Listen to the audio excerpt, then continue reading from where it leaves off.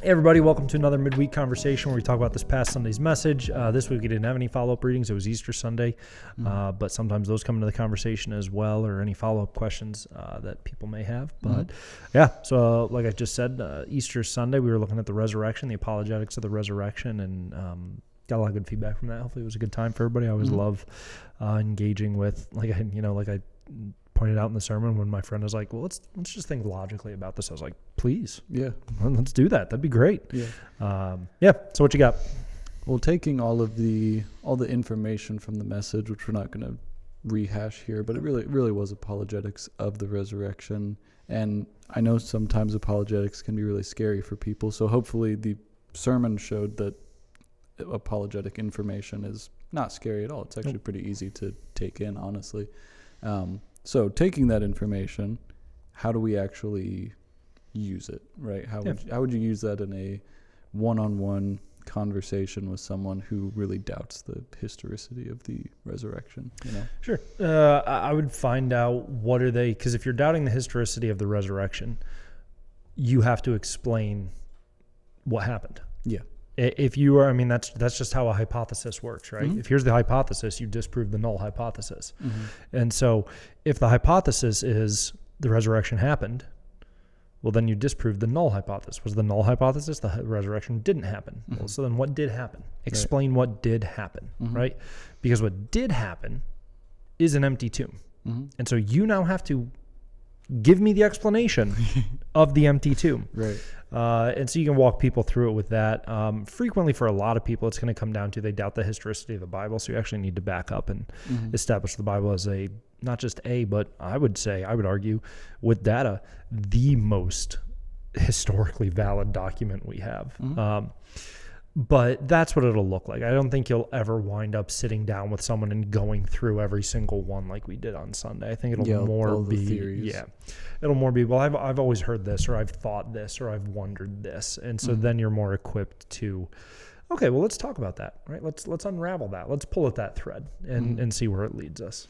Yeah. I think ultimately what can be really hard for people, and maybe you can speak about this as well, is the coming down to the supernatural, I guess you could call it the supernatural elephant in the room, right? Like at some point, as you are refuting all the other things, and you even said it on Sunday, right? Like the Sherlock Holmes quote of, if we remove all the impossibilities, whatever remains, no matter how unlikely it is the solution. It has to be it. And so I feel like we do in these conversations of apologetics eventually peel away all the layers, and we get to this, again, this elephant in the room of, okay, so something supernatural happened. Are you going to accept that or not, right? That's ultimately what it comes down to, because they're coming up with more worldly, practical explanations to try and avoid the supernatural explanation. And as we disprove the worldly ones, we arrive back at the supernatural one. Like what do you do in that situation where you do arrive at,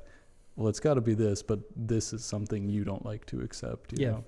I love these conversations. I have a lot of fun with them. And I think I've told you this story. I don't think I've ever shared it in on a video setting before, but I know I've told you this story. I was talking with somebody, and they don't go to our church or anything, but I was talking with somebody one time, and they were kind of giving a very human rationalism argument, right? Like, I need to touch it, I need to see it, I need to feel it, right? In order for me to accept something as true, I need the tangible proof right in front of me, right? And I said, okay, do you mind if I have fun with this? And they're like, yeah, go for it. And I said, have you ever been to England? And they were like, well, no. But I said, well, how do you know England's real? Well, because what do you mean, how do I know England's real? It's documented. But we've already established you can't trust the Bible because people can write down anything they want in a book. So any textbook or map that references England, we toss out the window.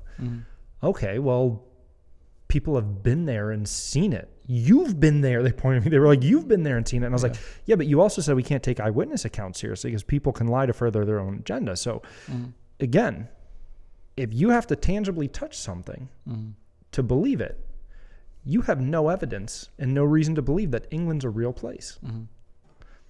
Are you ready to accept Jesus is real? And they quipped back. They were like, not yet, but now I'm doubting if England's real, right?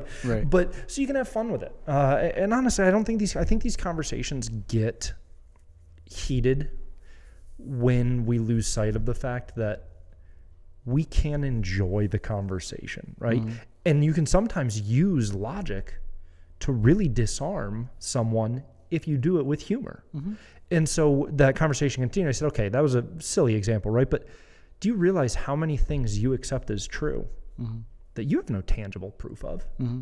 You are taking someone else's word for it. You are taking documentation for it from history, right? Like, and so you're telling me, and the reason I'm bringing this up to get to your question, I promise I'm to bring it full circle, right? Right? How do we address the supernatural elephant in the room?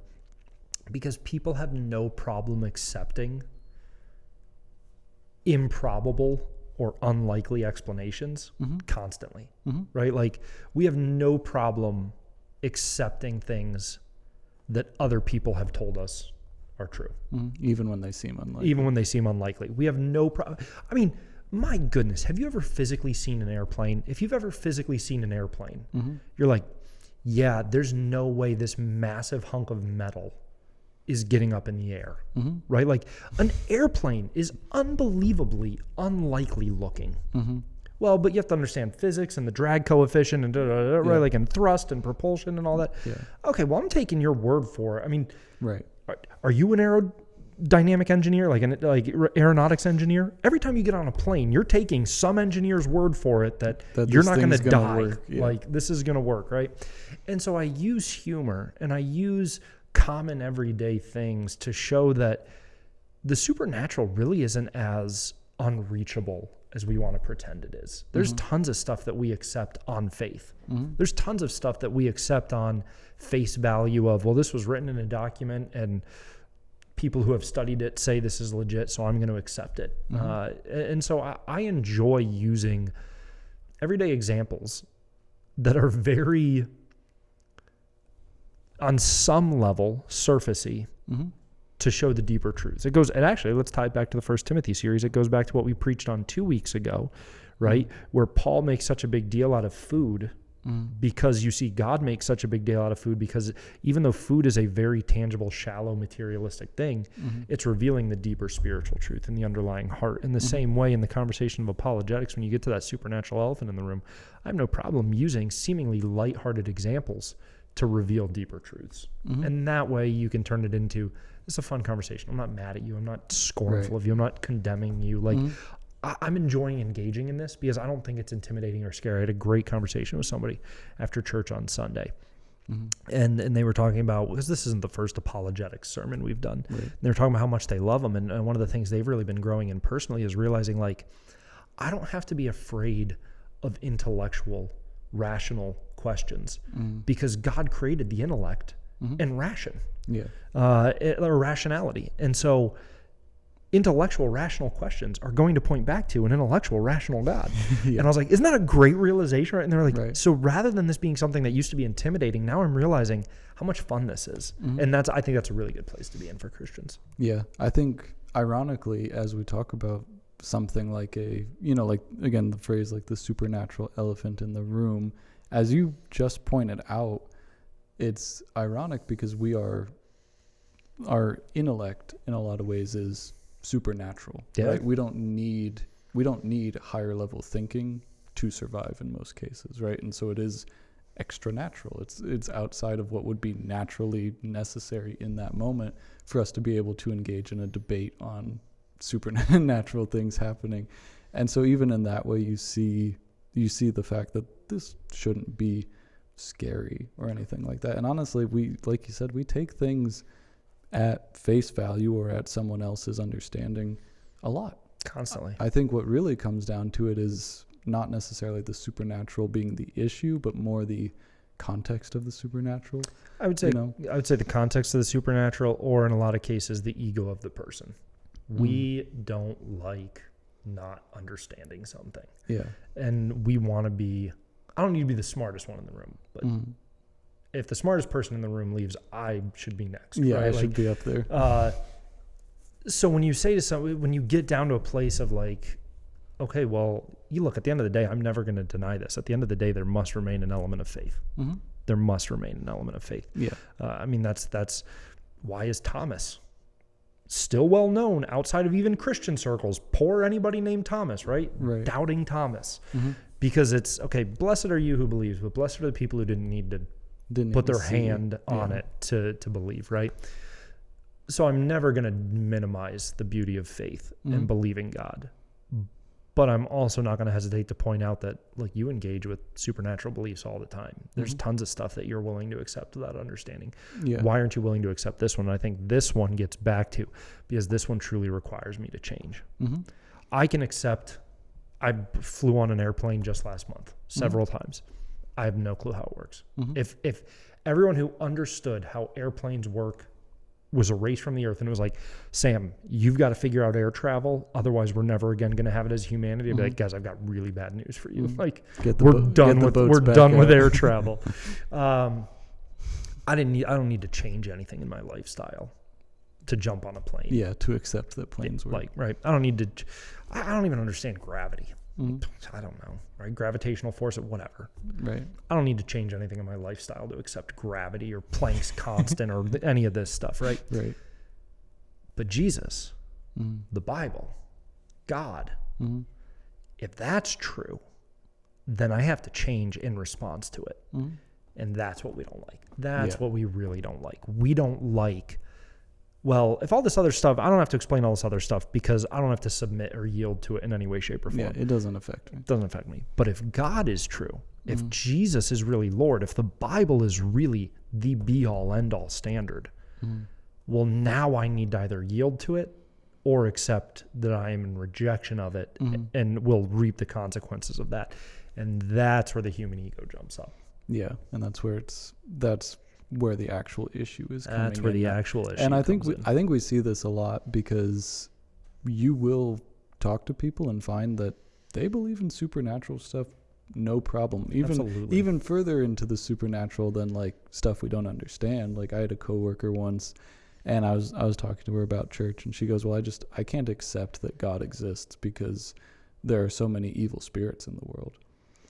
And I was like, it's like funny because it's a really contradictory statement. Like for there to be a supernatural realm with evil spirituality, then logically there would have to be a supernatural realm with good spirituality. So really you're pretty close to believing in God. You just don't realize it. And it's like, there's not a logical leap that needs to happen. There's a submission leap that needs to happen. Look at tarot cards, psychic shops, voodoos, crystal energy, chakra energy, auras. Like, so much of the world's population wholeheartedly embraces things beyond the natural comprehension and understanding. Yeah. Even if you get scientific with it, like the Big Bang Theory, and I know it's still, hotly debated all the time and stuff, but you have scientists, well-respected scientists, who will freely say that something came from nothing. Yep. Which is not just supernatural, but defies the very first rule of human logic, which is that something cannot come from nothing. Yep. And that something cannot both exist and not exist at the same time. And that's okay because it prevents them from acknowledging God. Carl Sagan, right? Carl Sagan, again, no great friend of Christianity, but Carl Sagan once quipped, if you truly want to make an apple pie from scratch, first you must create the universe. Everything is operating with ingredients, right? Yeah. And so where does everything come from? We got nothing. Okay, well, that's a pretty supernatural belief, right? I've got a family member, an extended family member, who, to the best of my knowledge, would not profess God is God or Jesus is Lord or anything like that, right? And they were talking to us about their career and the scientific work they were doing. And everything was revolving around, well, we're searching for this one thing. Yeah. And one of the answers was like, well, like, do we have proof that it exists? And they were like, no, but based on all the evidence of things we can prove, it suggests that this must exist because otherwise nothing else makes sense, right? And Addie just quips. It was so great. Addie was like, she's like, oh, huh. So like your whole career is built on faith. And he was like, no, it's built on science and logic. And she was like, no, you just said that the whole thing that defines your field, like nobody can prove it, but everything else suggests that this must exist. Like that's a lot of faith. Yeah. And it was really funny, right? And so again, we have no problem with truly supernatural beliefs. The problem is I just don't want to have to submit to this supernatural reality. To this specific supernatural belief. which is, it's important for us to remember too, because I think when we talk about apologetics, sometimes we can get too focused on the proof, if that makes sense. Like we do it with scripture sometimes, where we're really trying to prove that it's God's word. And it's like, well, ontologically it is God's word, and that's something we accept, right? You can lay out all the evidence and someone can still say no. And the resurrection, it's the same thing, right? We can lay out all the evidence, and we have good evidence, and we have good arguments, and it's logical, and it progresses in this way. And at the end of the day, we are not going to prove it to someone where they absolutely have to say yes, right? It's not going to be as provable as, 2 + 2 = 4. If you say no, you're just obviously wrong, right? Like, we will have to accept the fact that at the end of the day, yes, it is faith, and it's something we submit to. And so we shouldn't carry that apologetic weight, if you will, of, well, I'm going to lay it out so effectively that it's proven, and they have no response whatsoever. And like, no, you're going to have to accept the fact that you might lay it all out and they just go, nah. Yeah. I'm finding people lay out the evidence. I'm like, man, that was a pretty compelling argument. They're like, all right, that's great, but no, Yeah. I'm good.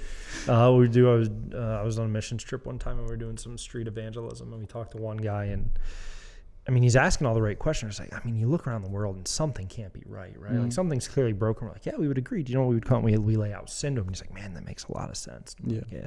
So what's the solution? He's like, I don't know. I don't think we can save ourselves. We lay out Jesus, right? Like, so we're like, oh my goodness, this is the lowest hanging fruit any of us have ever come across, right? And we finished, we're like, so what do you think? And he's like, I mean, that was really fascinating, but like, nah, I'm not going to believe in it. Like, but you guys make a lot of good points. Have a great day. And he just like skated off, and we're like, what? Okay. Yeah.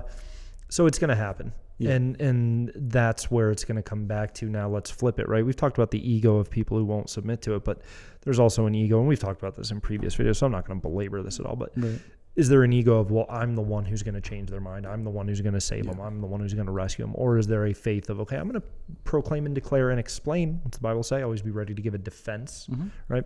So I'm going to do all the things I'm called to do.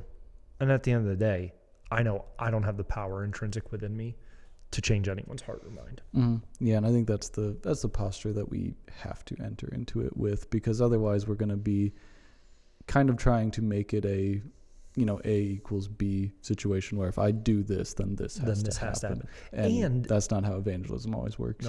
Not how it always works. And that'll lead to a lot of discouragement and a lot of bitter cynicism and pessimism. Because what happens when it doesn't? What happens when it doesn't? And is it my fault that I mess up? Oh my goodness, did I ruin this person's eternity because I wasn't compelling enough in my presentation? Like, so you have to have that proper perspective. Okay, I'm going to do what I'm called to do, and I'm going to trust that God is going to do what only He can do. Yeah. And I don't need to worry about His half of things. Yeah, I'm not the one who's going to guarantee this or secure it or make it a sure thing, and that will bring a weight off of our shoulders where, like you talked about earlier, it can be a fun conversation. It can be really fun. Because you're not really sweating it going, this is going to be the be-all, end-all thing ever. I have to do this, I had a conversation one time with 2 Jehovah's Witnesses. And, I lay out my case for salvation. They lay out their case. And I was like, okay, yeah, no. And they're like, well, but if you're wrong, you're going to suffer forever. And I was like, yeah. And I'm okay with that if I'm wrong based on your definition. But I don't think I'm wrong based on my understanding of the Bible, right? And so recognizing that for them in that moment, their feeling as blown away as me by the guy who just skated away. Because they're like, wait a minute, we just gave this great evidence, right? And this guy's like, yeah, whatever. Like, cool, thanks. That was fun. So recognizing in that moment that I was that person to them. And so there are going to be people like that. And if I'm sitting there going, okay, well, their eternity was in my hands and I dropped the ball, we have now really grossly overestimated ourselves. And that, I would say, that's almost more problematic than if we hadn't even engaged in the conversation to begin with. So rather than getting into that perspective, I think it should be that, right? Like, so can you tell me that England's real? Just enjoy it. Enjoy the role you've been given. Take it seriously. I'm not saying take it lightly and treat it like a joke. Right. But enjoy it because you don't feel the eternal weight of humanity is based on my skill. My ability. Yeah. Cool. All right. If you have any other questions, comments, feedback, we'd love to hear from you. Otherwise, we'll see you next time. See you. Hey everyone, thanks for joining us for a midweek conversation. If you missed this sermon that this related to, you can find it down below. Otherwise, if you want to make sure you stay up to date on all our content and resources, be sure to like and subscribe to the channel, and we'll see you next time.